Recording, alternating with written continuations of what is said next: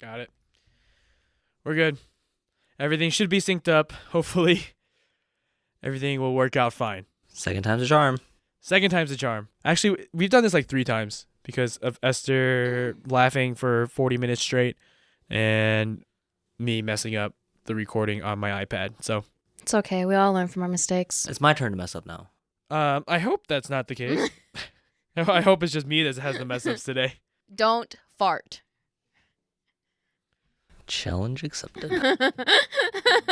Because then we'd actually have to leave. All right, you guys ready for this? I'm just kidding. I'm sure your farts smell like rainbows, Andrew. Smells like unicorns.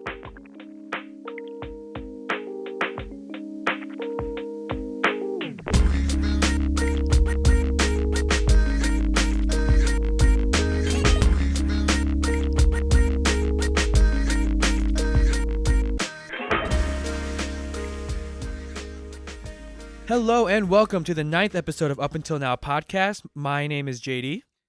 My name is Andrew. And today we have a returning guest. It is my now fiance, not girlfriend, Esther. Hi. So with the crazy pandemic that's been going on in this world with COVID-19, we kind of wanted to talk about the things that really make us feel better and really help us feel more human and more normal. And I think the biggest thing that all 3 of us have in common that kind of help us feel that sense of normalcy in these weird times are our dogs. So we just wanted to talk about our dogs and specifically maybe where we got them and what time of our lives that we did decide to pick them up and adopt them or purchase them in certain cases, and kind of talk about what our experiences was from raising a dog and just kind of like the special and weird nuances between all of our dogs. Yeah. I'm sure our dogs also mean a little differently to us. Or like, I'm sure we have different types of relationships with our dog. Okay. That's my dog right now, and she's thirsty, so. I think our relationships with our dogs is different. And so I think that kind of shows on how we treat them, how we train them, how we got them. And I don't know. I think it shows a lot about how we are just even as people, I think. I completely agree. Me too. So a quick recap. I have a husky shepherd named Moro. I have a 2-year-old full breed Shih Tzu. And then my dog is Jubilee, and she is a almost 2-year-old corgi. So we each have very different dogs when it comes to size, breed, and kind of overall. And character, too. And character. Yeah. All of our dogs are very different. Personality-wise. Yeah. And also, what's another interesting fact between all 3 of our dogs is that we all got our dogs from very different places. So my dog, the Shih Tzu, his name is Puppy. He's not a puppy anymore, obviously, because he's 2. But I got him from a dog store, which typically a lot of dog stores get their puppies from our puppy mills. And so that is where I got Puppy. We don't know if he did come from a puppy mill, but, just general dog store specific puppies come from those places. Yeah. So I have paperwork from the parents that bred him.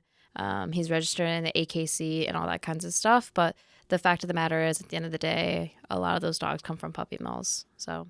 And just a question, I think I asked you before, but I don't remember the answer clearly. Is there a reason why you decided to go to a pet store to get Puppy, or was it just because he was there and he was super cute? It just happened.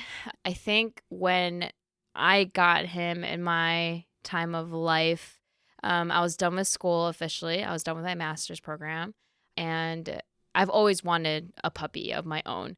I've had a dog before when I was younger, but not for very long.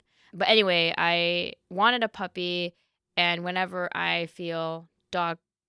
miss dogs or I need I can't think of words right now. Dog fix? Yes, when I need my dog fix, I would go to shelters, which I was a regular volunteer at my local shelter, and I would go to pet stores around my area that did sell puppies, and I would just go play with them. And so that was my way of getting my puppy fixes a lot. And so when I went to the pet store, my puppy Shih Tzu, he was there, and I asked to play with him, and we connected very well.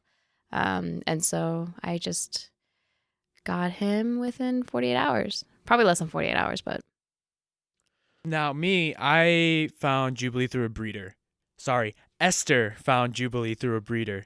It was a time when I was working part time and working remotely, so I had a lot of time and just a lot of time, and I was at home a lot. So I was able to really take care of Jubilee and have her acclimate and really housebreak her and potty train her.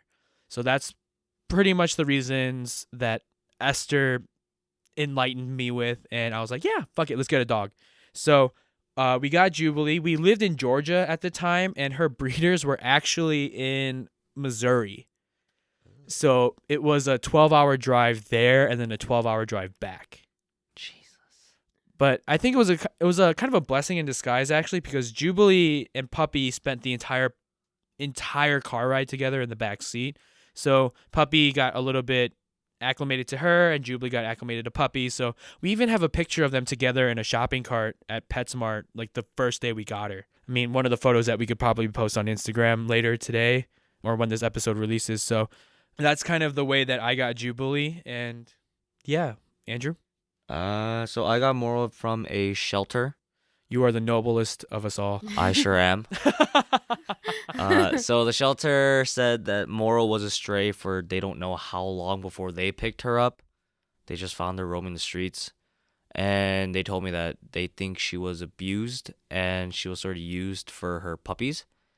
And when I first got her, I like for as long as I can remember, I always wanted a husky or a shepherd. And the first dog that I saw at that shelter was Moral, the husky shepherd, and we connected really well. And even the shelter, the people who work at the shelter said that they never saw Moral connect with someone as well as she did with me. So I always took it as a sign, and I was like, okay, I need her now. And I got my dog, and I paid a lot for damages that they questioned me because they were like, you're not supposed to have dogs. But I was like, well, I don't know what happened. The couch just magically broke. But And the door frame. and the door frame and all the blinds And the windowsills. and the windowsills. And the doors. Damn it. She's a very expensive dog. Luckily, she was at least potty trained to a certain extent. Like, I was very surprised that she never pooed or peed inside the house, or at least my house, when I first had her, and she wasn't sick or anything like that.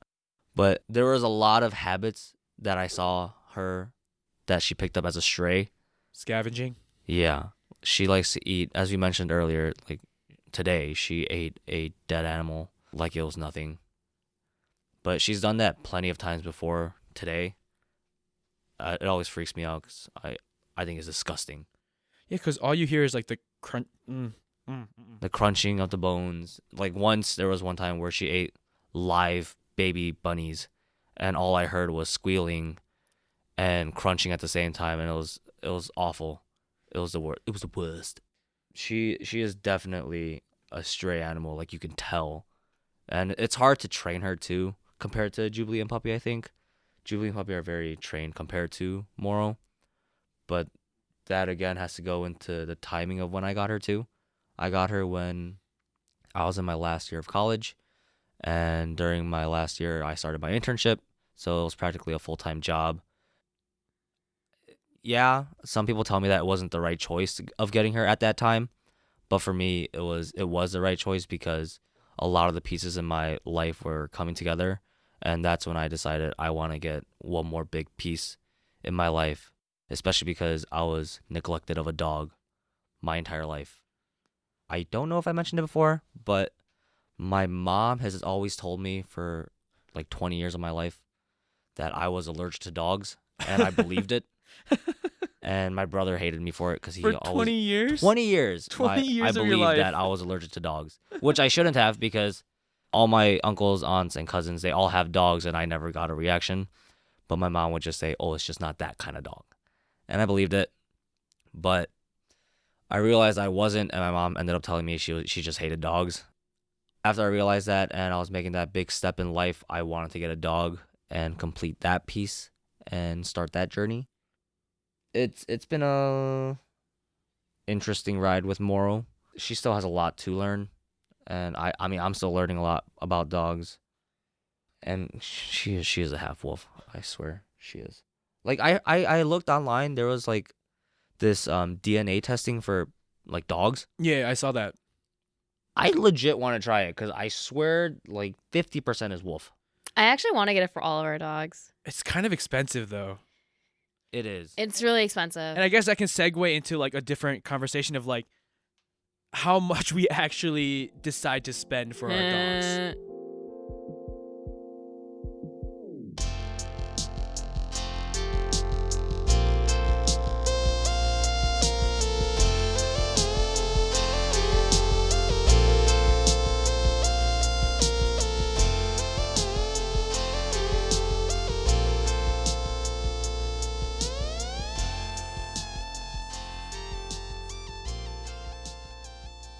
I know we all have, even like in this group again, we all have very different ways of how we spend money for our dogs.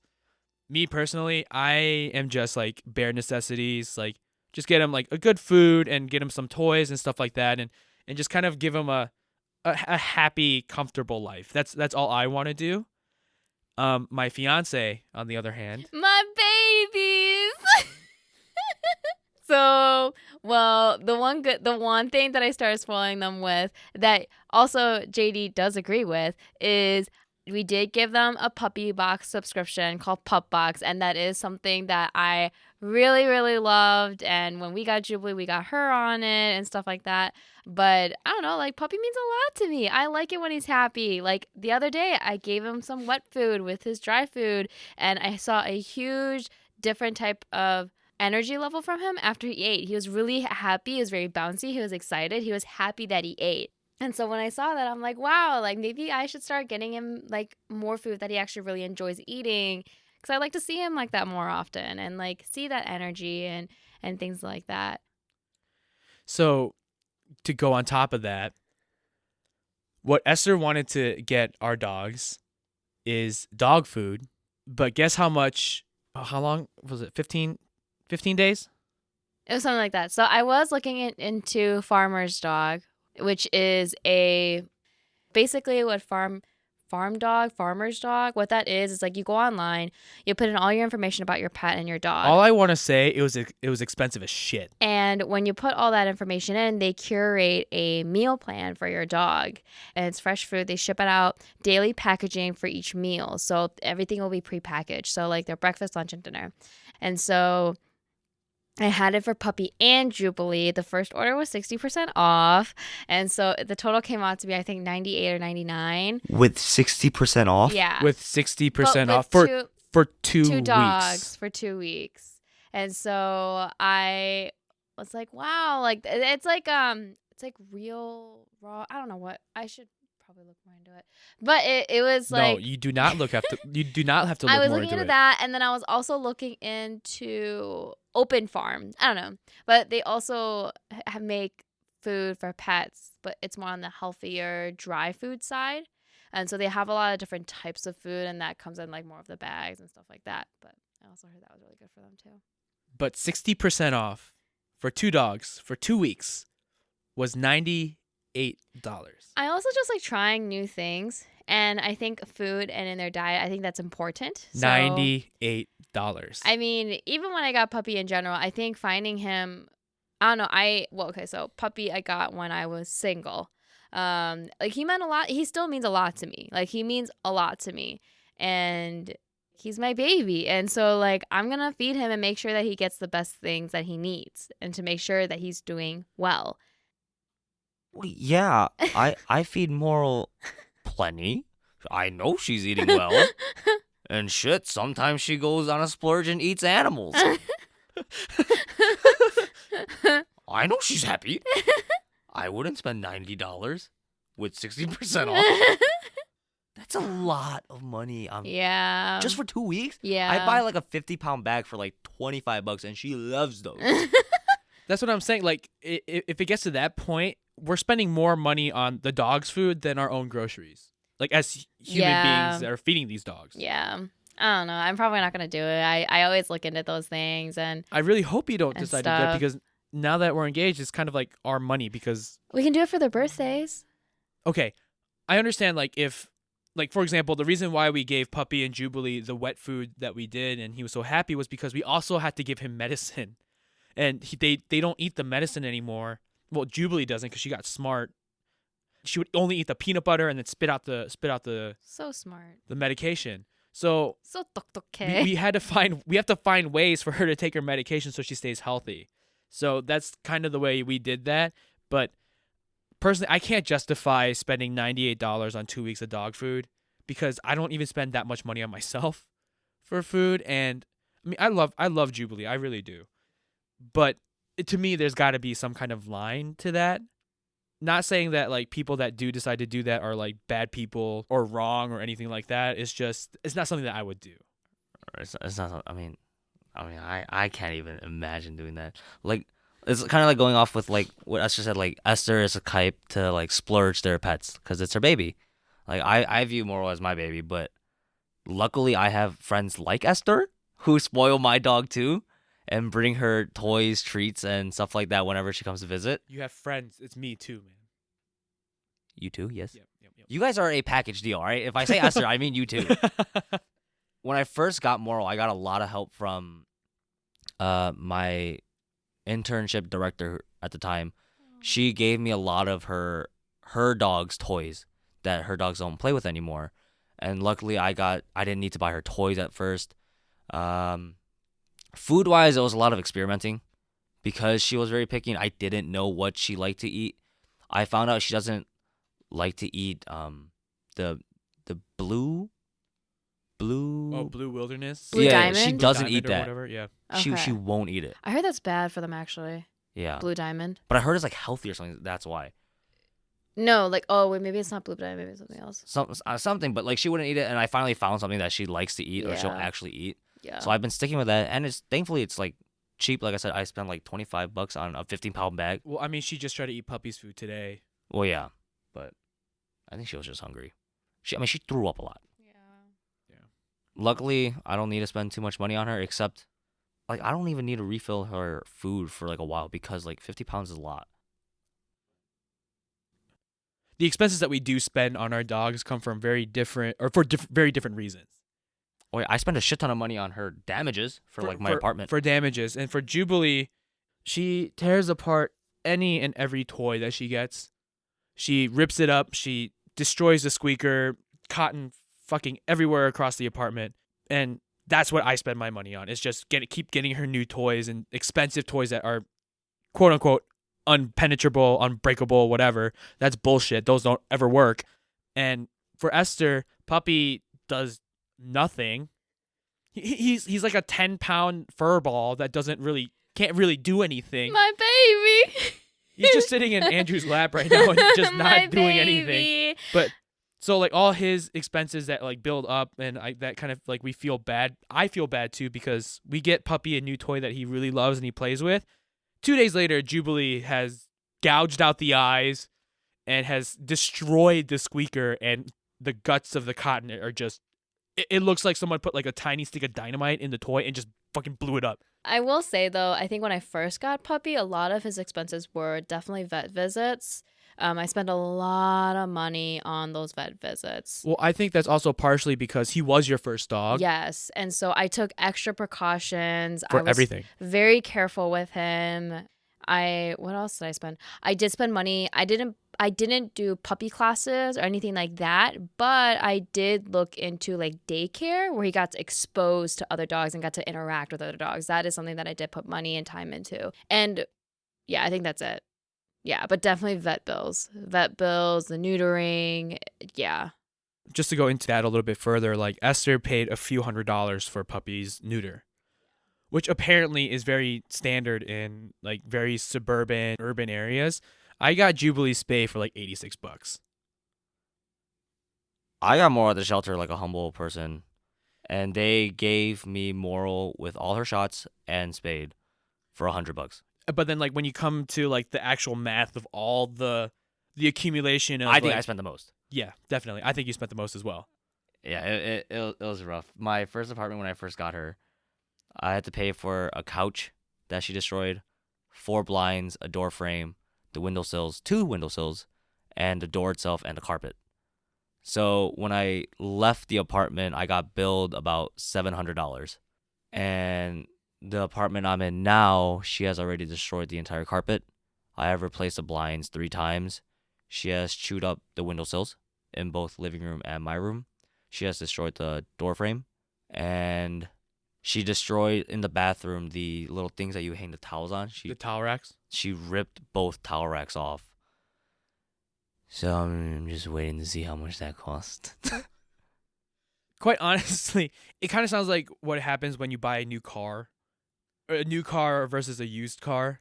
You know how like they say like if you Are you calling Moro a used car? no. I'm not. That's not what I'm calling her. But like the analogy, Yeah. you know, is like there's a lot you have to. there's a lot you have to a lot of money that you have to put in order to get the car running like new, or there's a lot of time, effort, money to put in order Yeah. for a dog to be trained in the way that you want.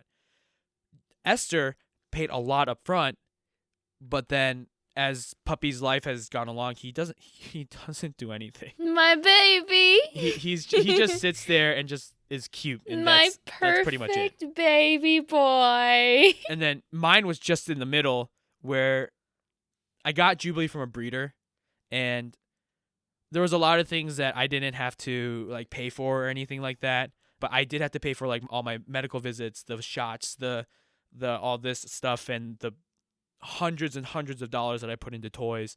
But she's kind of still in that like I'm still paying for her. I bought the cheapest car in the lot. But it took too much to get fixed. And I'm still fixing things. You were able to bring Moro home for $100. With all 3 shots, or like all the major shots. Yeah. Like rabies and all that, yeah. And she was chipped and everything with all that. And on top of that, she was spayed. Oh wow, that's actually that's actually really good. Yeah. But again, on top of that, it came with no background and little to no training. And like trial and error training. Right, it was more like, good luck, have fun, we'll give you a pamphlet. But that's what we give everyone, not specifically for your dog and its background. So it's a lot of trial and error with her. But I mean, I guess I get what I pay for, right? So how much did we all pay for our dogs? Jubilee came with from a breeder. She had all of her like puppy shots. With that, I think the breeder charged $600 for her. Damn. Yeah. I didn't really need a pamphlet because I did so much research online about how to raise corgis specifically. Ever since I saw, like those viral corgi videos on Facebook and stuff like that, like I was just like, oh shit, I want a fucking corgi. Like they're cute as hell. That's how much I paid for Jubilee. And Esther, what is your grand total? So I got Puppy for a little over $2,000. Little over $2,000. You did buy a car. Goddamn. So yes, I bought him a little over $2,000. I can't remember if I did a down payment or not, but I got on a payment plan for him. So I paid him off after about a year. A year? A year and a few months. Okay, yeah.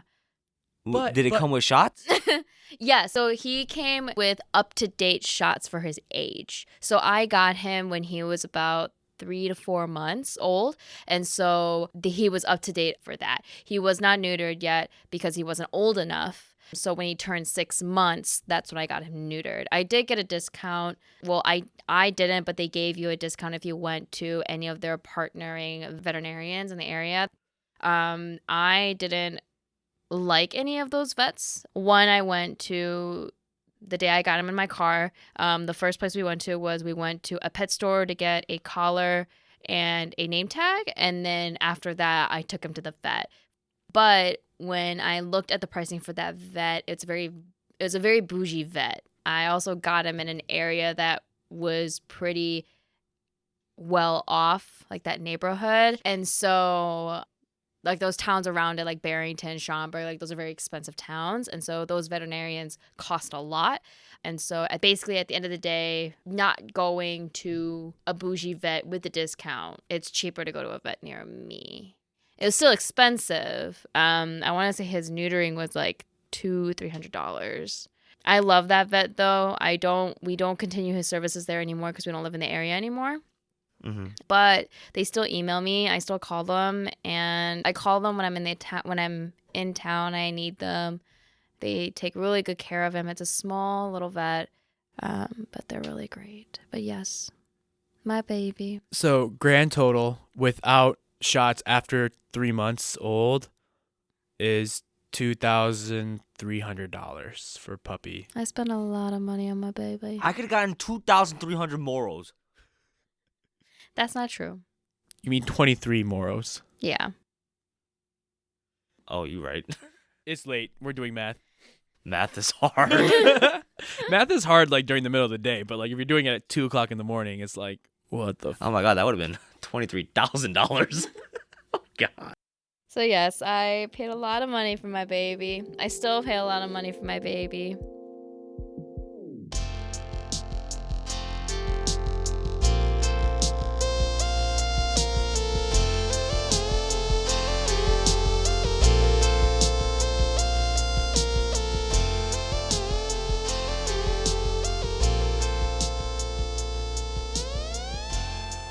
What the first thing that comes to mind when it comes to like getting a dog is how to train it and how to raise the dog.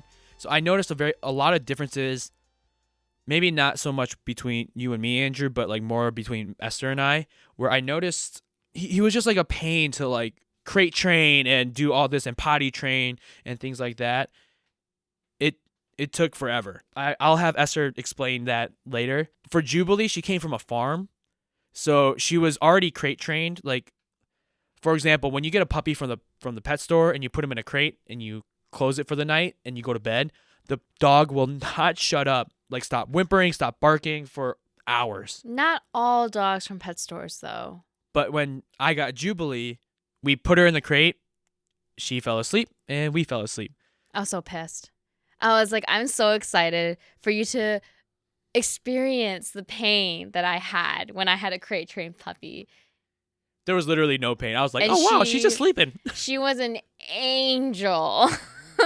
And she's still an angel when it comes to crates. Yes. Like, she loves her crate. And Puppy, even like now, still like sometimes when he's in the crate and we leave for work, he still whines and complains and scratches at the crate door. Jubilee is just like laying there, just waiting for us to come back home. I don't like the idea of throwing Moro in a cage. And I didn't want to spend $100 on a cage. So Moral's never been in a cage. So she sleeps with me and just roams the house freely and does whatever the fuck she wants to do. Well, clearly she does whatever the fuck she wants because That's right. That's a used car for you. She can do whatever she wants. Do they even make crates her size? Yeah, they do. So I did try putting her in a crate. So my friend Elle, she had a crate in her old place when we were still on campus, and I guess we didn't do it right the way we went about it because we just left her alone. We threw her in a cage, and when we came back, the cage was destroyed. She somehow broke out of the cage. And so like that's sort of why I think she was abused too, because like that just like shocked her, and she thought she was gonna get abused again. But like she broke the hell out of that cage. Like I don't even know how. And then like when we came back, everything was shattered in her house. I felt so bad. I told her like I'll reimburse you, but she's like, no, don't worry about it. We're friends. It's whatever. I felt bad, and after that, like I was like, I'm not gonna put her in a cage because I don't want to waste money on a cage and her breaking that. So I might as well just let her destroy a couch, a windowsill, a door frame, the carpet, and everything else. When I was in Colorado, my cousin has like a bigger dog, not close to Moro size, but maybe a little bit smaller, maybe like 10, 15 pounds smaller. They have this, it literally says on the crate, the indestructible crate. It's not like ours where it's made out of wires or anything like that. It's like just like a giant hunk of plastic. The way that you put her in the crate, you were right when you said like that probably wasn't the best thing to do. For us, specifically when Jubilee, we got her the crate, we put treats in there and we just left it open and just like she just walked in and ate the treats and then walked out, and then we would like congratulate her, whatever, and that's how we would train her to like the crate. That might be an option that you might want to explore in the future. Maybe not now, maybe when you have a little bit more time or a little bit more resources and funds to like do that.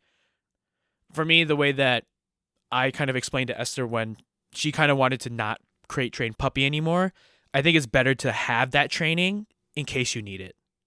it's not like that you have to use it, but if for whatever reason you need that kind of training, like you know that they have that training to be in the crate for a few hours and like you can be like leave comfortably out of the home and then come back. See, that's sort of how I wish right now too. Like I wish she was crate trained, because especially when I come to visit here and visit you guys, we have to take more out with us. We can't just leave her roaming the house in case she might destroy something.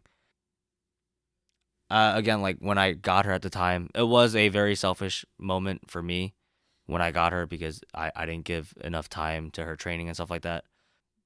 I didn't think everything through properly at the time. She was a used car. I wanted it. It all just worked out at the time, and I mean, And yeah, it's just a learning process yeah, for you. right. And it was my first dog ever. My family, personally, my immediate family, we've never had dogs because apparently I was allergic to it. So this was a very big learning experience for me, and I'm glad I learned it the way I did, because now I know how to go about it. Because in the future, I do want more dogs. I do want dogs for my kids and stuff like that. Kind of like how you guys wanted to. We talked about that one time. I do want more dogs and properly trained this time. So Esther, like what are some like of the nuances that you experienced with puppies specifically when it went to training? Because I know you put a lot of time and effort into training Puppy. The results show like Puppy is a very well disciplined dog when he wants to be. I think that's more of like a breed kind of attitude that comes out. But what kind of things that did you notice of like training Puppy that was different from maybe training Jubilee or the way that you have seen Andrew train Moro? So, like I said, Puppy is a full breed Shih Tzu. If you do any research on that type of breed, Puppy is labeled as a lap dog. He is very much a lap show dog. Like Shih Tzus are also groomed, and they are in those show dogs where they just stand there and they get judged on how pretty their coat of hair is and how they're standing and how symmetrical their eyes are, and literally like a model. He is like a model dog. You want to do more like digging in history and research, like they originated from China. They were used at first to sit under the queen's legs as a footrest. And they were just there. Just, you're very much stay-at-home lap dog. And along with that, I think this is more of a stereotype, but a lot of small dog to fall into that category. And a lot of those types of breeds and dogs get stereotyped into very unapproachable, very mean, really hard to train, and things like that. So when I got him, and during the time I did get him, I did prior research and I did research during that time too. Like I kept researching about him as I had him. I knew how stubborn his breed is. They are harder to train. They're trainable, but it's harder to train. And so going into that and knowing that, I spent my days with him. So like when I first got him, first thing I did is I set up his crate. I got something that smelled like me from my room and I put it in there. Then that would kind of help him sleep throughout the night. And I was potty training and crate training him at the same time. That was incredibly hard and really annoying because like I said, he is a stubborn breed. Before I got him, I'd just go to bed whenever, wake up whenever. And so his schedule when I had him was he woke up at 6, he went outside, played, ate, crate time, went out. It's a very repetitive thing. He eventually learned, after I'm done with the crate, that means I go outside. He has had one bad accident in the first few months that I had him in the crate. He cried a lot at night. Really hard for me to not go down there and see if he's okay or whatever, like a very mom instinct. After I realized that it was hard for me, but I realized that he's okay. It's just he doesn't want to be in there. I made it a habit where when he goes in the crate, I do outside errands. So I would leave the house and I'll go to Target or get some groceries or whatever I need to do, hang out with friends. And then when I know his crate time's up, then I go home and then I would take him out. But yeah, even throughout the night, I woke up at 2 a.m., 4 a.m., and then 6 a.m. just to get him outside, make sure he doesn't pee in the crate, and he understands that we do not pee in the house and stuff like that. So I worked very hard on my dog. I'm very proud of my dog. He's very unstereotypical as other breeds. In his breed, he's very, very kind. He loves other people and other animals. And so, anyway, I can talk about him forever. So I think everyone can talk about their dog forever. Oh, yeah, I for sure. love Puppy. When it comes to Jubilee, she is very, very food motivated. Very, very, very food motivated. I think the reason why is corgis are known to be very, very greedy when it comes to food. So whenever there's food out, they'll eat. They're not really known to like moderate themselves on how they eat and how much they eat. If they see the food, they'll just eat it. With the corgis being so long and stumpy, they have a lot of like hip and back problems especially if they're overweight. So personally for me, that I really wanted to avoid. So I wasn't very tight with her training. I was very tight with her diet. I've seen other corgis and I've heard of other corgis where they do have like a lot of those hip and back issues, and it becomes where their back legs become essentially useless and they have to be in like those little wheel cart things like sometimes the dogs are in. And I knew for a fact that like I wouldn't be able to see Jubilee in one of those. So I'm trying to do everything that I can to avoid that happening. So if we're on like a fourth floor of like an apartment complex or something, I will carry her down all the stairs because going down up and down stairs all the time is actually very bad for their back. Kind of like how you did when I was living at my In Bloomington. In Bloomington, you Yes. used to every time you visited with Jubilee, you I would carried her down. carry her up and I down always the thought that stairs. was weird, and then you told me it's bad for her back when she's like jumping down the stairs or like climbing up, and I was like, oh, I carry more up the stairs because she refuses to go up the stairs. Those are the kinds of things that I really noticed about, and the differences between like raising a corgi and a Shih Tzu. It was just like the little things that were like is very breed specific. But because she's so food motivated, it was very, very easy to train her. So she's very trainable, but when she gets very, very excited, it gets a little hard because she just sees the food in your hand. That's all she wants. But if you get her where you've exhausted all of her energy outside and you bring her in for like a 15 to 30 minute training session and you just have treats, she will do all the tricks over and over and over again. And she will do all the tricks in order before you even say anything because she wants that treat. That's the kind of thing that I noticed with Jubilee, where if I get her in the right mood and the right temperament to like train her, she can learn tricks in a matter of hours. There's a thing called bell training dogs where you hang up a bell by the door, and every single time you would leave the door with the dog, you would hit the bell. And then you would also train the dog to hit the bell, and when they hit the bell, you take them outside. So it's just an indicator that they have to pee. It took Jubilee less than 24 hours to learn that, and less than 5 hours to manipulate me to take her outside every 20 minutes. So just being able to like train her and really have her intelligence really show that way, I had to be very stern with her and very different than what Puppy was. Because Puppy was all about repetition, and rewards. But for Jubilee, I had to like find a balance between rewarding and just her taking advantage of me. It was really annoying because she also knows. I think all dogs know if you like them or not. They know who to go. It's like your parents. Like if mom says no, you know dad will say yes to this, and you know dad will say no to this, or you know mom will say yes. And it's like I think dogs also know that about people. Oh no, they very much do. Like, oh, I know Esther won't give me this, but I know JD will give me this, and so like. Or in this case, Puppy's like, I know mom and dad won't give me attention, but I know for a fact Uncle Andrew will give me all the attention in the world. That's absolutely right. As Puppy has continued to stay in Andrew's lap. And it's even with Jubilee, like she's smart, she knows. So she knows that when we go to my mom's house, my mom has chicken. Like she boils chicken whenever Jubilee comes home. She doesn't have to do any tricks to get chicken from my mom. She knows that if she comes to me and I have a piece of chicken, she knows that she has to sit. So there was one time I did like this quick, very, very quick experiment. I gave my mom a piece of chicken and I had a piece of chicken, and we both called Jubilee. Who do you think Jubilee went to? Mom. My mom, because she didn't have to do any work and she just got a piece of chicken just because she's Jubilee. She absolutely 100% exploits that because Jubilee, when she's at home, she always goes to my parents for like attention. She doesn't come to me for attention because she knows that when she comes to me, like, she has to do a trick, and then I give her attention. I completely agree with Esther. Like, dogs know who the weakest link is, and will exploit that all the time. Oh yeah.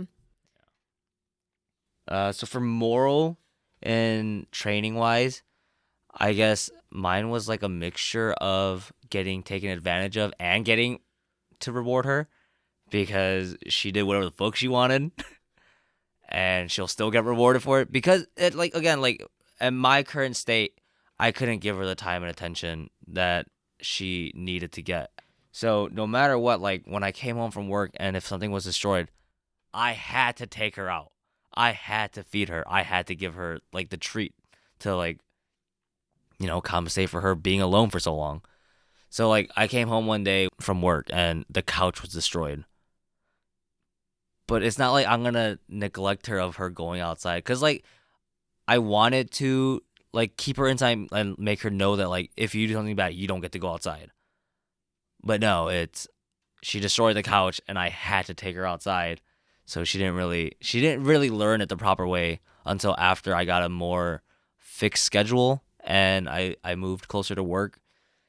So now she knows that when I'm mad, she knows. But early on, it was rough because I didn't do it properly. And no matter what, she was getting rewarded. And I guess that's a big difference between Moral, Jubilee, and Puppy right now. That Moral didn't get the proper training she needed to get. But she is a very high potential dog. Oh, for because sure. Agreed. her breed is very smart, and they know it too. And it's not even for Moro specifically. It's not even just about breed Right. or her intelligence level. Like, at heart, she's a sweetheart. Right. She's so very sweet. That's why like, it's so hard to be mad at her too. Yeah. Especially because she's like just so like loving, and like she knows that people love her. Like no matter who they are. Moro goes to Esther all the time, like All the no time. matter what, because All the Esther time. will give her the attention. Like me and JD will push her away when it's too much, and we'll give her a stern no or like a push or a pat or like a smack when she's something bad. But Esther would just be like, no, and then can proceed to pet her and rub her. My princess. So, like, Moro knows that in this house, Esther is who she's going to go to. And then it's JD, and then it's me, because I've punished her the most in this house. But I also think she's really smart. Like, the fact that she was a stray and she survived Yeah. for how we don't know how long, and she's learned that if I hunt or if I catch these animals, they'll give me, like, I'll be able to live. Like, that'll be my Yeah. survival. Like, I'm sure she's... See, look, like, she woke up and immediately went to Esther because she wanted that attention and My pets. princess. And her tail's just whacking the table. The helicopter tail. The helicopter tail. I think she's very smart. Like, Oh, she definitely is. Yeah, like, I'm sure... I mean, she's learned, the few things that she's learned, like now, like sit, lay down, come here, jump, and like stay. She learned those very quickly. So I think if I did it properly, she would be very well trained by now. Yeah, but then that just means that you can just start. You Right. can start and be able to do that because she's so smart and she's very willing to learn, I think. Again, my current position. I mean, I guess during the whole Corona time, it would have been a perfect time to teach her all this, but I mean, you have a month. yeah, but she decided to get freaking sick. Like, she has an infected respiratory system, so she's on meds right now. And she, at the beginning of this whole Corona crisis, she got sick. And so she couldn't breathe properly, and she just lost all of her everything. She just wasn't herself. And I was scared to try anything with her, like taking her outside. Like, she didn't even want to be outside. Like, she wanted to go back home and just lay down. And, like, she couldn't sleep.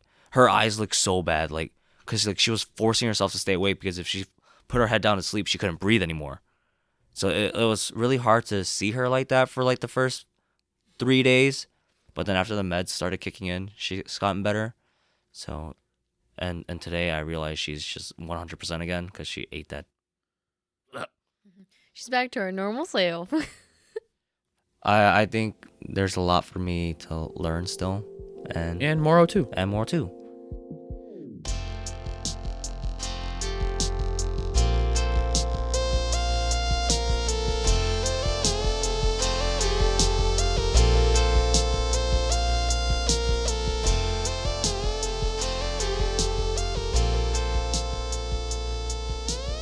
the differences between all of our dogs, like another big difference that I noticed is that I feel like Moro is very, very street smart, Yes. but book smart, quote unquote, is just non-existent. Yeah. Jubilee's kind of in the middle, more towards book smart than street smart, and Puppy is just all book, no street at all. Puppy's the type of kid that has to study for that A. He's not the one that like just goes to class and listens and he'll get that A and doesn't study at home. No, Puppy needs to pay attention in school, go home and study what he learned in school to get that A. Jubilee's the opposite. She just goes and gets an A and comes back home.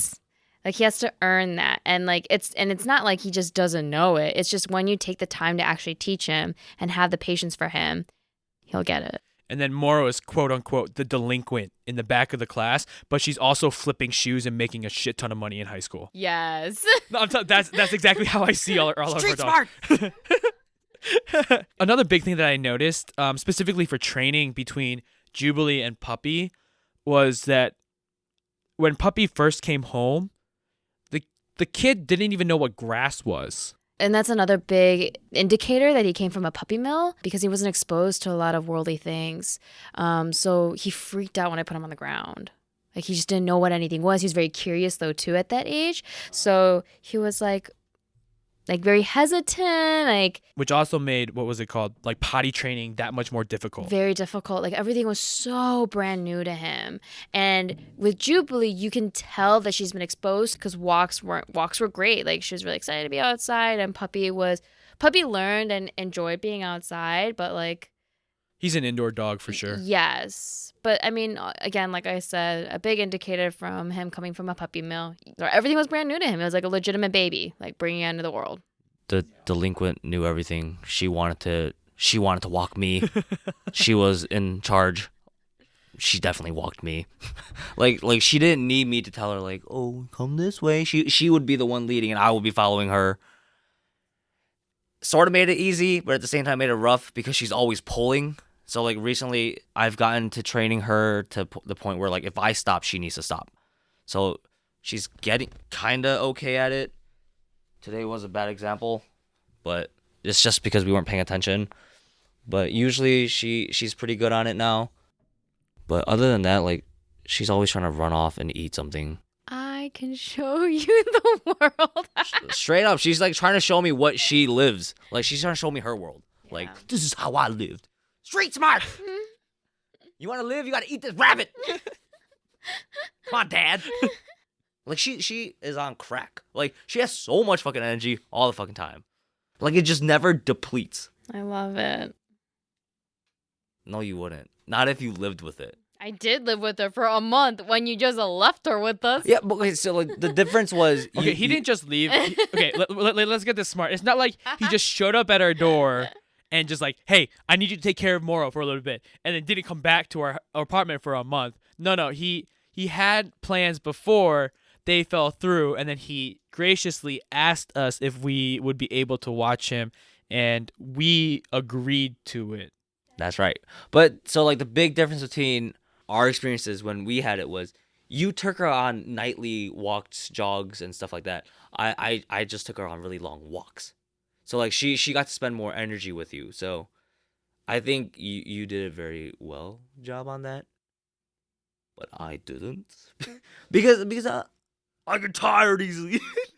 And like after like a 9-hour work and 2 hours of driving, I just want to walk her for 30 minutes and I'm going to go inside and eat and sleep. But there was a lot of different circumstances. Yeah, because I remember when Mora was with us for a month, like Esther and I would be taking her out on like 3 to 6 miles every day, just walking. I tried my best to walk her in the morning and at night for sure.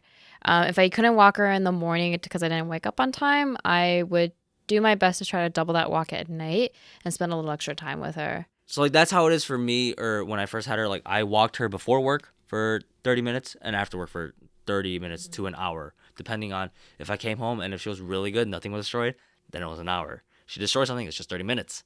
It should be the opposite. It should be I was gonna say, yeah, dude, that should be the opposite. I didn't think these through.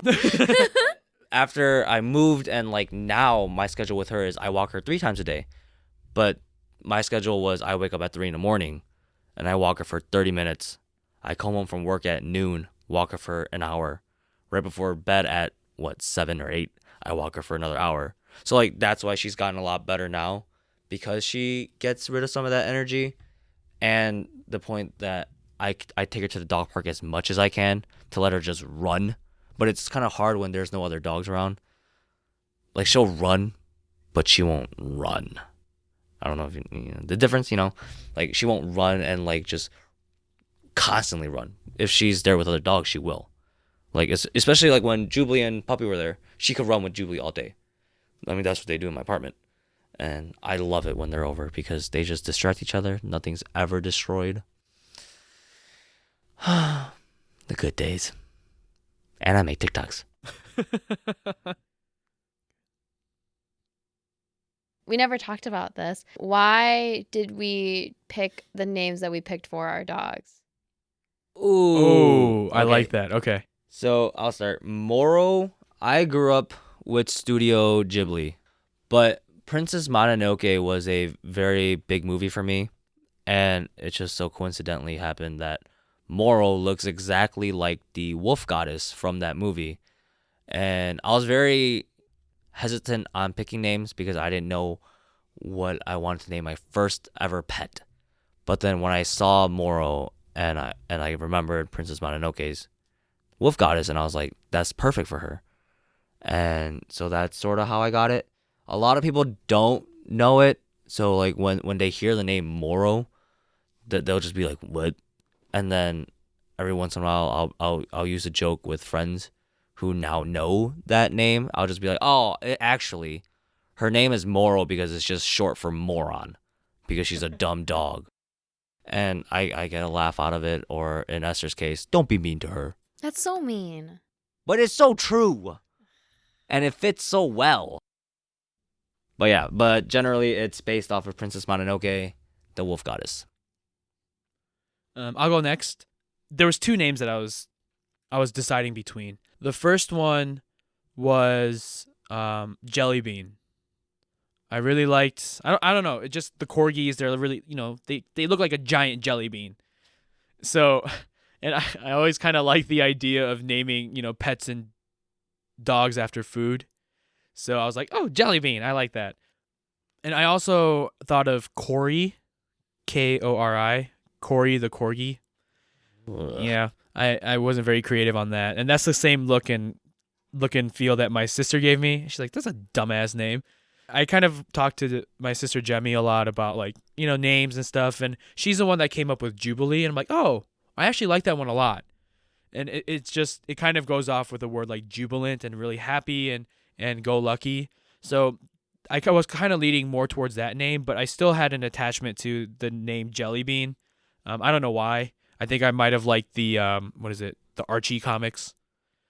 I guess I kind of made it a decision in my head where like if I see the dog and I hold her and kind of gauge a little bit more of her personality, then I'd be able to make a more definitive decision about what her name was.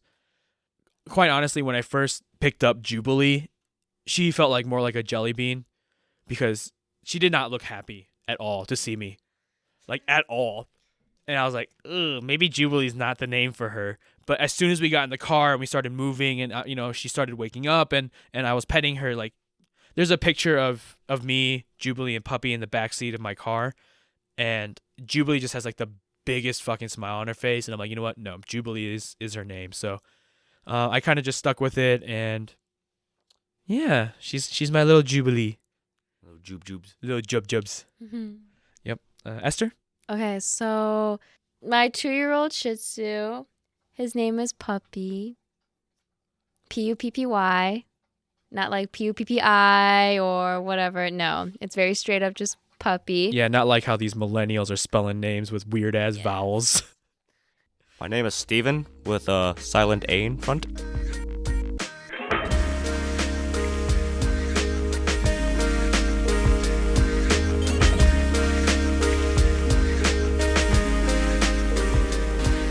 She thirsty. Oh, It's Moral's turn. it's Moro's trying to get water.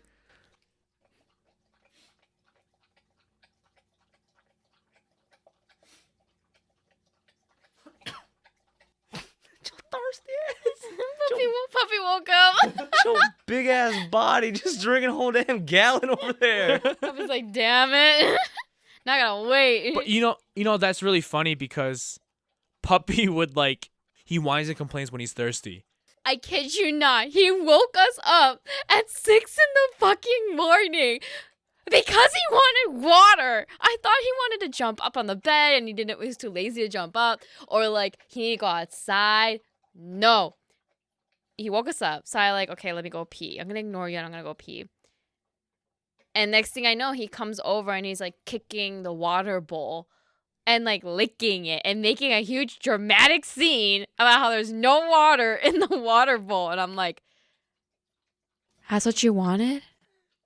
So for Moro, the funny thing is, so I give her a bowl of water every time right before I go to bed, because around the time I go to bed with the old schedule, that's when she'll eat.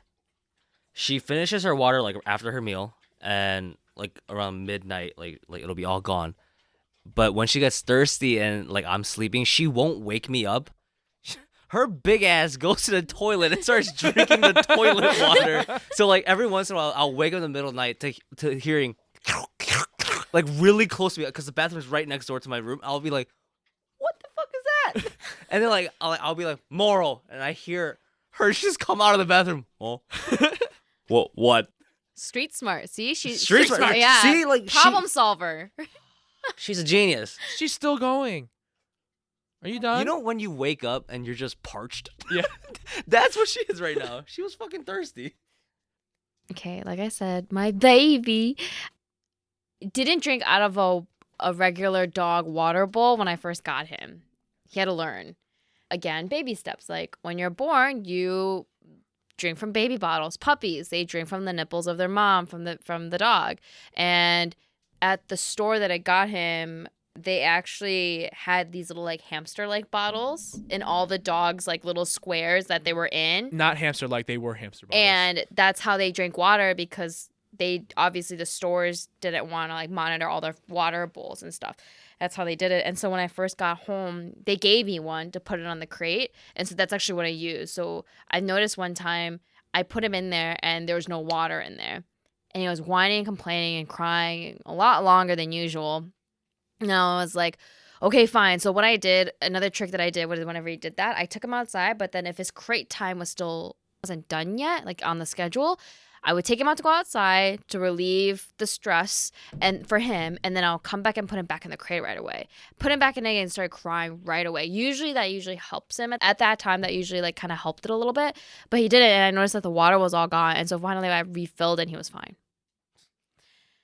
This dog is just, he has such a big personality when it comes to certain situations. He's needy. He's needy. He knows how to communicate with me in different ways, because he's also not very vocal. He's not barky. He's not snappy. He's a very quiet dog. And so I knew that when he barked or he tried to talk to me, it meant something. It's not just to bark. It's not just to say hi. Like Jubilee. Well, Jubilee's also very quiet for a corgi, though. We also trained her on that too. We taught our dogs, hey, you don't speak unless you need to speak. So that's different. I wish Moro would bark. I've never heard her officially bark. I think we heard her once, right? Not we. I've never heard her bark. I thought we heard her once. I've heard her growl, like a stern growl. It was the one time where you guys left Jubilee with me, and I was walking Jubilee and Moro, and Jubilee was ahead of Moro, and another dog came up on the fence and started barking at Jubilee, and Moro got really defensive and started growling through that fence at her, and that's the only time I ever heard Moro actually growl. But then other than that, Moro only does her ugly barks like when she's playing with Jubilee. But I want to hear her stern bark Yeah, because she has the body of that. Oh yeah. But I've still never heard it after 1 year with her. Yeah, Jubilee's just more like our watchdog. If she hears something, she Man. Yes. What is that? What is that? No. Dad, wake up! Dad! What is that? What is it? She just did it right now. So one of the things that I really loved about Puppy when I first met him was that he was vocal. So we were playing and he actually like yipped and barked a little bit. I played with another Shih Tzu. So I played with him and another Shih Tzu, and I didn't like the other one because the other one wasn't as playful with me and wasn't as vocal with me. So I liked that when my first interactions with Puppy was that he was comfortable with me to do that. Again, when I brought him home, he didn't. The only times he made noises when he was in the freaking crate and he didn't want to be in there when I was crate training him. Other than that, he was a very quiet dog. Yeah, even today, like the only time like we actually hear him barking and growling is just like when he's playing. Yeah, it's only when he plays. Jubilee has been a great influence on my dog. And so Sarcastically. when Jubilee barks, Puppy will be like, oh, "What is it?" And then he'll bark. And so And then Jubilee hears Puppy barking and will then continue we'll keep to bark. going. And they just keep going back and forth. Yes. But at the end of the day, Puppy is the quieter dog. But yeah, what were we talking about? Oh, before Moro started drinking a shit ton of water, we were talking about why we named the dogs that we did. So. Oh, okay. So Puppy, I named Puppy because he was my first ever puppy. I did have a dog in high school for less than a year. Long story short, we lost him and we never found him again. He wasn't a puppy though. My mom's friends' daughters had him, and it was a Shih Tzu actually. And they couldn't take care of him anymore. They were moving and something like that. And so my mom just got him for me. I don't think she paid anything and stuff. But so that was my first time ever having a dog in a house with me, with my own home. Not for very long. And then Puppy was my first ever puppy, like a dog that I got from when he was a baby, and something that is also like a me purchase. Like I bought him for me. I worked very hard on him. He was my responsibility. I named him Puppy because he's my first ever puppy, and that no matter how big or no matter how old he gets, he'll always be my puppy.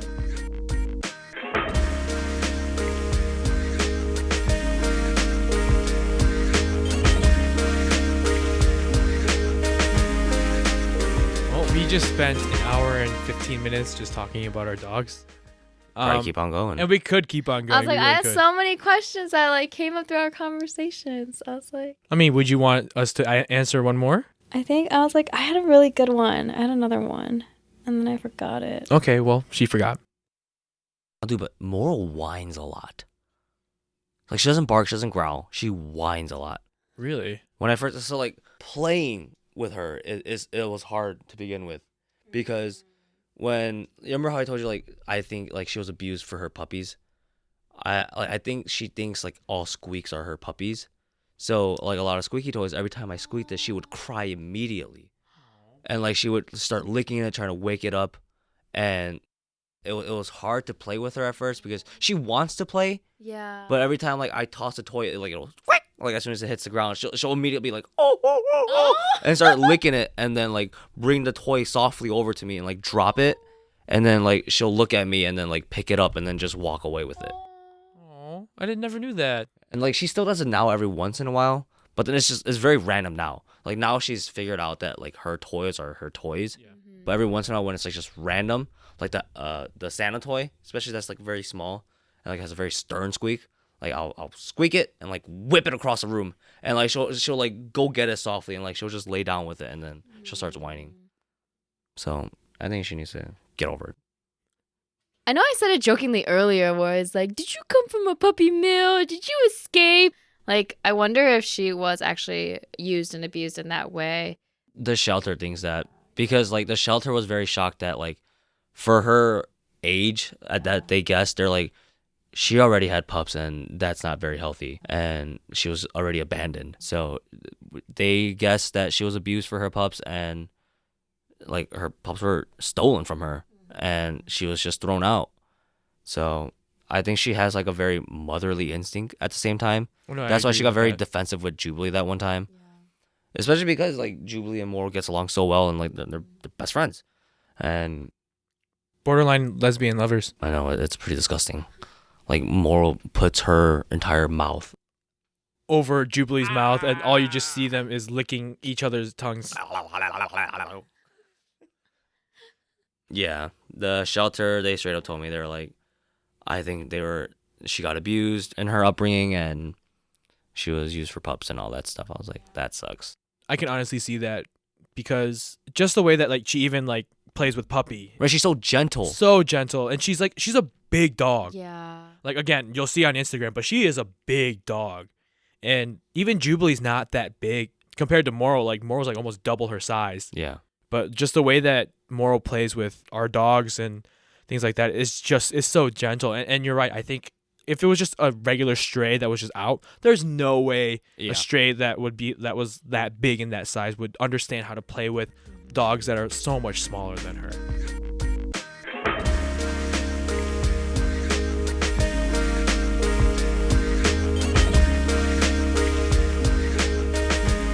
That's so. Oh, my questions are so good. I just thought of one so we can end on a good note. Okay. Okay, so we all said, well, I didn't say, but I'll say it now. I do want more dogs in the future, especially when I have kids and I start building our family together. And Andrew, you mentioned that you want more dogs in the future. So, like, have we all thought about, like, what kind of dogs we want for our next dogs or to add to the family? Husky Shepherd. You want another one? You want another one? So no matter what, to me, my dream dog was always a German Shepherd or a Husky. And that's why, like, I thought it was fate. The first dog I ever saw was Moro, and when they brought her in, she was like, "It's a Husky Shepherd mix." I was like, "No!" And then it was white, and it looked like a wolf, and it looked like my favorite movie character. I was like, and then it just all lined up. And then I feel like because Moro is a big dog, I want another big dog just so she can run around with another big dog. Hopefully, Moro stays alive that long. But I mean, again, for me personally, I don't like small dogs. No matter it's very opposite of what you see because of how I treat Puppy. But it's just I hate the idea of me just walking around my apartment and accidentally punting it. Like, I hate puntable size things. Like, I'm gonna feel so bad. Like, I've punted Puppy a couple times walking around. When Wow, thanks. like, it's not my fault that he decides to walk in front of my foot. But, like, if it's Moro, I trip over her. Yeah. I'd rather have that instead of me punting Puppy or Jubilee. No, that makes sense. And I then completely for understand Jubilee is so much weirder because, like, that. Jubilee's in the middle. like Jubilee's like her body like like absorbs my whale. But then Puppy just gets kicked. Yeah. But I want big dogs. Okay. Esther? I want. Do you want me to say you? I want Moro as my next dog. No, I want so many different kinds. If you had to pick your top two. Two? Two. My two is a Bernese Mountain Dog and a Great Dane. Those are my top two. I have so many breeds that I want. So dogs that are bigger than you. Yes. Like your physical form bigger than you. They will not be physically taller than me. I'm not that short. Have you ever seen a Great Dane stand up on its hind legs? They're taller, they're bigger than me. I will get on board with the Bernese Mountain Dog. I will. But I can't do a Great Dane. Well, I want the Great Dane because I know for a fact if and when I get my next dog, it won't be a me dog. It'll be a family dog. And it'll be a time when I have kids. Great Danes are known for family dogs. Like, they're very protective. They're very sweet with children. They're very kind and they're gentle with families. I want to be able to have a dog where it protects my family and is a part of that family. And also, like, when my kid wants to go outside and play, I don't need to go outside and watch the damn kid. I can just be like, take the dog with you. So I don't know. And I also want a very active family lifestyle. And I know small dogs aren't as active unless their breed is like a herding, hunting kind of dog. Yeah, that's the reason behind the whole Great Dane process of it. I also met a puppy Great Dane, and oh my god, the cutest and sweetest little thing. I also wanted a Saint Bernard at one point, but they slobber a lot. That's the only downside of the Saint Bernards. But they are also they're known to be the most empathetic, and so they're used a lot for therapy and counseling. I thought of that because I want my kid to be able to connect with the dog and all that stuff. The Bernese Mountain Dog, they are just beautiful and very active. They're very good with families too, and just a normal actual quote dog size. But there's a lot I would love to have. I also want a golden retriever. I would love to have more corgis, shih tzus. I don't know. I'm all up. I'm all for the dogs that I won't have though is a beagle. Why? I will not have a beagle. Beagles are cute. No, they're howlers. Howlers. I will not have that, and I won't have a chihuahua. I hate chihuahuas. No No chihuahuas. chihuahuas. Every time I yeah. see a chihuahua, I just want to like pick it up and punt it. No, All in agreement here. No chihuahuas. no chihuahuas. No chihuahuas. And no beagles for me. For me, I've already gotten my dream dog. Like I've always wanted a corgi. Like You're welcome. thank you. They're really cute and they're active and they're fun. They're stumpy and they're weird looking and they're just cute. But if I were to pick, I mean, I could very much get on board with not a Saint Bernard. Saint Bernard? Wrong one. A Bernese Mountain Dog. I would be more than happy to have one because one of my dreams one of our dreams, Andrew, is to live in Colorado, and I dragged Esther into that dream as well. Like she wants to live in Colorado as well, and I think the Bernese Mountain Dog is just perfect for Colorado because mountain is literally in the breed's name. Well, they are mountain dogs. They so, are, for sure, They 100%. live in the mountains. Yes. And it's so cool to see them in the mountains. Exactly. They're so beautiful. So that's one of the big reasons why like I would be more than happy to get a Bernie. Like they're beautiful, they're cute, and like I would 100% I would be on board. Great Dane, not so much. Those things are horses. They're not dogs. You baby. They're not the 3-month-old Great Dane that Esther was talking about earlier was 3 months old. Guess how much that dog weighed? 30 pounds. 10 pounds a month. By the time that Great Dane was fully grown, it would have been like 200 plus pounds. That's a horse. Like no, It's a pony. that dog weighs more than me. Yeah. I'm a big guy. Like no. You're not that big. You're not that big. That dog weighs more than me. I'm a big guy. Yes, I would not mind a Bernese Mountain Dog, but I've also always wanted like an Australian Shepherd. Oh, We did talk yes. about that for a little bit. Yeah. I do love my corgi. I do. The thing is I feel like her physical stature kind of limits the things that she can do really well. Yeah. Like agility training and disc throwing and like frisbees and stuff like that. I mean, I'm sure she'll be able to do it, but it's not like I can chuck a frisbee as far as I can and then Jubilee will be able to run and go grab it. Like, Right. that's not the thing. Mhm. But like with an Australian Shepherd, they're just so like agile and they're Mhm. very like a good medium-sized dog and things like that. So I've always just wanted like a full regular grown Aussie. Yeah. And they're beautiful. Like I want the tricolored ones, like the gray, the black, and the brown with the different colored eyes. Oh, like that's next on my list. Patamanje. So when I was younger, I definitely wanted a golden retriever because I loved Air Bud. And I love that movie. I've watched and had every single Air Bud DVD. Loved Air Bud. I also did think about a full bred husky. Pure like white, gray, blue eye husky is also another dog that I also like always wanted to have.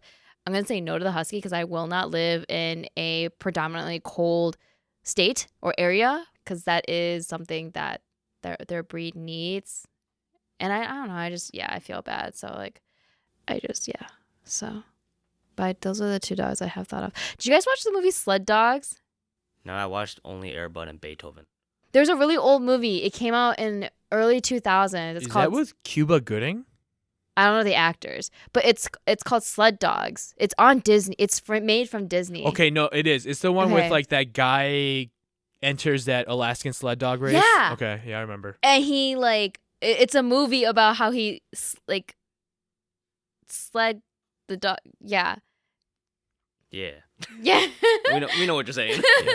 and like how the dogs like helped him and like cared for him and like all that stuff. Like such a cool movie.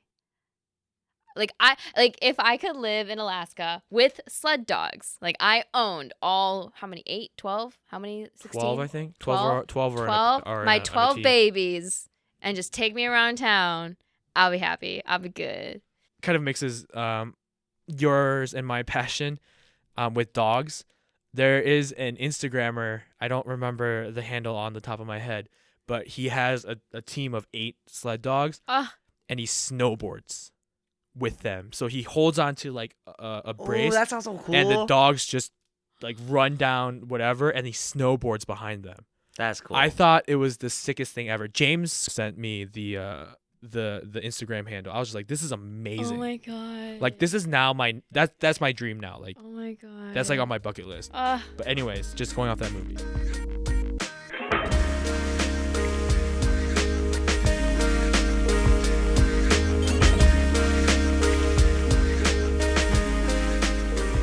Oh, that's what I was gonna ask. I was gonna ask like if we had any experience growing up with pets or animals.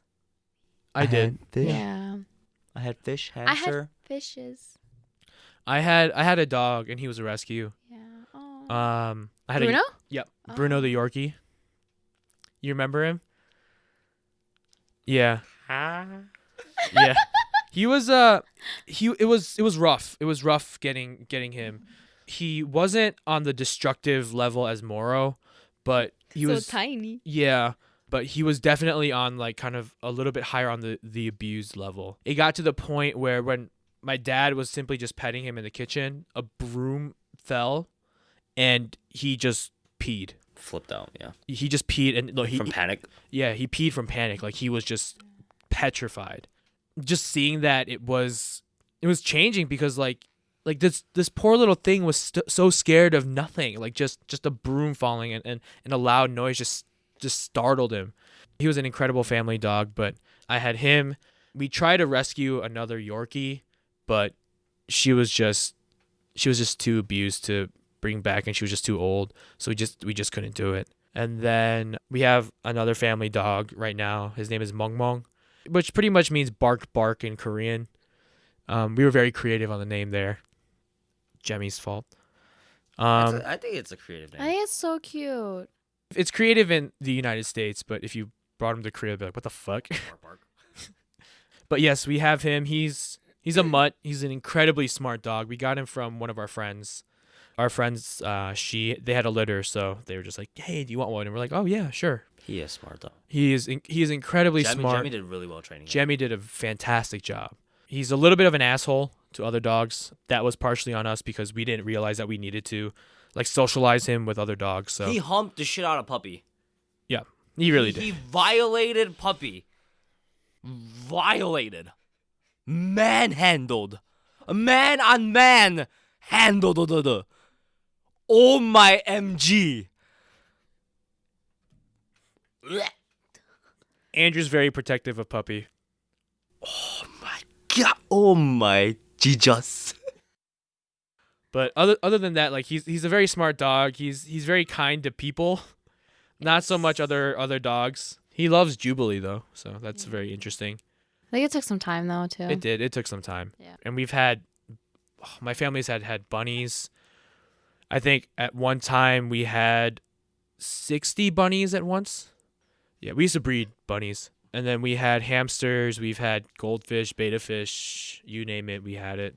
Esther, besides the other dog that you had in high school, do you have any memorable pets? I had fishies. I would beg my dad for a dog, and he always said no. I don't know why, but he just said no. But yeah, we had fishes. We had like an aquarium actually. Oh, actually, yeah, I did too. Yeah, we had an aquarium. I got to pick all the fishes. I named all my fishies. It was in late elementary when we got that aquarium. And so I actually would sit in front of the aquarium and I would read to my fishies. I read them the series of unfortunate events and Treehouse series. Those were our favorite books to read together. And yes, those were my fishies. I got to design the aquarium, got to pick all the stuff that goes in. That didn't last very long because I think owning an aquarium and knowing how to actually take care of fish, it's actually a lot of work. Anywhere from buying the fishes to the type of space that they need for the size of the aquarium to the type of filter that they need and also like the temperature of the water and the pH and all that stuff. It gets really complicated. And so, yeah, I asked my dad if we could have a dog. Always said no. So I actually, when I was younger, I always wanted to be a veterinarian because of that. But then I realized that being a veterinarian is like going into medical school, and I don't like school, and I don't do well in it. Going into medical school and getting paid significantly less. So that was my experience with pets. My next door neighbors had 2 dogs, and I was always over there. They were Buster and Willie, and I really liked them. Well, I did have an aquarium as well. My parents had it because that was the only thing that would calm me the fuck down. I was a very, very hyperactive kid. The only 2 things that would like calm me down and keep me at a manageable level was my aquarium and Barney. And those are the only 2 things. Only 2 things. So Barney, like I love you, you love me, Yeah, big old purple I ass loved dinosaur. Yep. Barney. We went to Universal Studios and we went and watched Barney together last year. Barney live. Live. It was fantastic. We met. Hated Barney. We What? met Barney. I liked Caillou.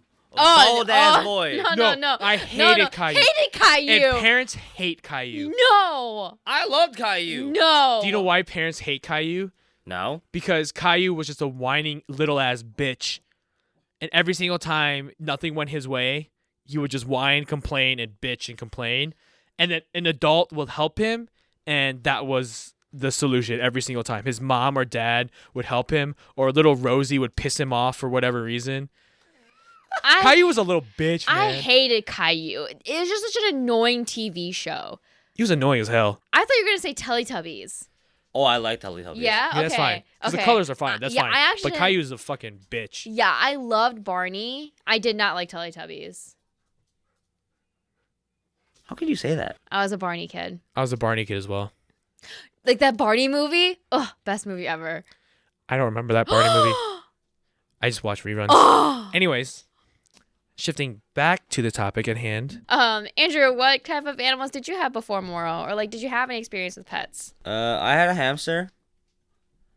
I got it with Kevin, my cousin. Everything was fine and dandy until Jackass, my brother, and Kevin's brother, Joe, decided they wanted hamsters as well because they thought it was cool that me and Kevin had it. They didn't take care of it at all. After Joe's and Paul's hamster came into the picture, they were like the biggest asshole hamsters in the world. My hamster ended up getting out of the cage somehow, and it got away. We never found it. Kevin's, I don't know what happened. And then Paul's and Joe's, we don't know what happened because they stopped taking care of it. My dad took care of a lot of fish when he wasn't working. So he started off with like 2 fish and ended up getting like 60 from them. 60? Like 60? 6-0.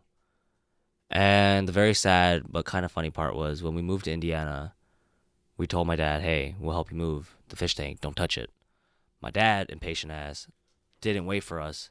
Tried moving it, dropped the fish tank with all the fish in it, spilled it on the balcony. We came home to him drinking. And we're like, why the hell is he all moody? No. And then mom's like, to talk about it.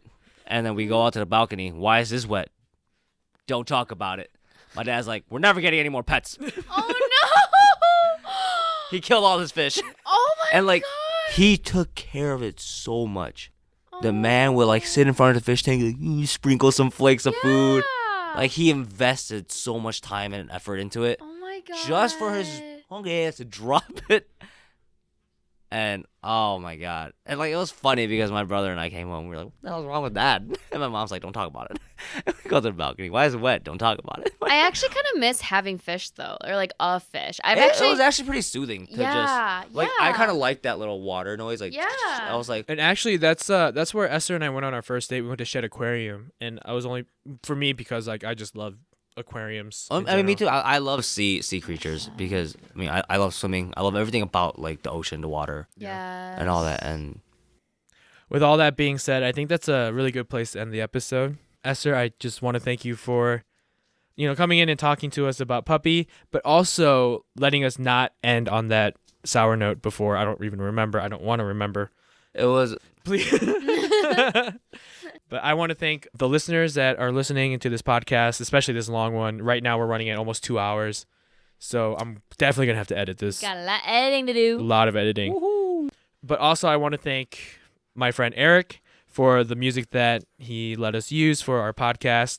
You can find him on Instagram and SoundCloud at ch.tunes. Just waiting for the next track to drop, to be honest, Eric. So if you can get that out to us as soon as possible, because we could use a lot more music in here. So thanks for that, Eric. Yeah, thank you again for taking a listen, and we hope we opened your eyes to the world of pets. Again, thank you everyone for listening. If you guys can email us at upuntilnowpodcast@gmail.com. And don't forget to follow our Instagram, and please rate, subscribe, and leave comments to help us improve. And I just want to say thank you again. Thank you. Thanks for having me. This was fun. I mean, it could have gone longer, but I mean, it's fine. It is 3:15 a.m. It's okay. We have work tomorrow. We can just talk about I our need to play dogs games. for...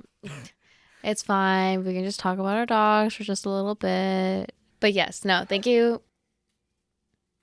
Stop always interrupting me. Why can't you interrupt one of them? We are the main characters in the show. I like coming on and talking with y'all. It's fun. Thank you for having me. It was a lot of fun. Let me know if you ever want to talk about our dogs again. Part 2. I'm always down. So with that will be the conclusion of episode 9 of Up Until Now podcast. Like Andrew said, follow us on all social media. Shoot us an email, but be sure to like, comment, and subscribe to our podcast on Apple Podcasts or wherever you get your podcasts and wherever you're able to do those things, because it really does help us. It'll give us ideas on how to improve, and it'll really help the algorithm and get our podcast out to people that would possibly want to listen. So thank you so much for bearing with us in this long episode, and we'll talk to you later. Bye. Bye. Bye.